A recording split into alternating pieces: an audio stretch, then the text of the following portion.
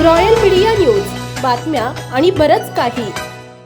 मुंबईतील विधान भवन बॉम्बने उडवून देण्याची धमकी ईमेलद्वारे मिळाली असल्याची माहिती मिळत आहे. अर्थसंकल्पीय अधिवेशन सुरू असतानाच अशा प्रकारची धमकी प्राप्त झाल्याने एकच खळबळ उडाली आहे.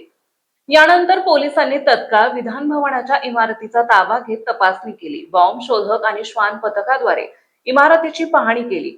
विधान परिषदचे सभापती राम शिंदे यांनी या वृत्ताला दुजोरा दिलाय.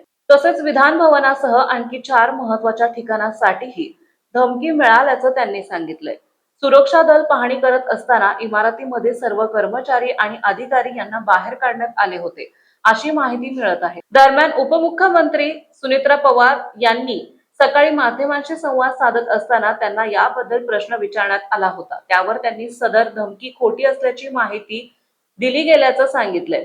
विधान परिषदेचे सभापती राम शिंदे यांनी याबद्दल माध्यमांशी संवाद साधत संपूर्ण माहिती दिली. आज सकाळी 6:57 मुंबई आयुक्ताच्या ईमेलवर धमकी प्राप्त झाली होती. विधान भवन बॉम्ब किंवा क्षेपणास्त्राने उडवून देण्याचा त्यात उल्लेख होता. धमकी मिळाल्यानंतर बॉम्ब शोधक पथकाकडून विधान भवन इमारतीची सखोल तपासणी करण्यात आली. या पार्श्वभूमीवर पोलीस यंत्रणेने आवश्यक ती दखल घेतली आहे, अशी माहिती राम शिंदे यांनी दिली.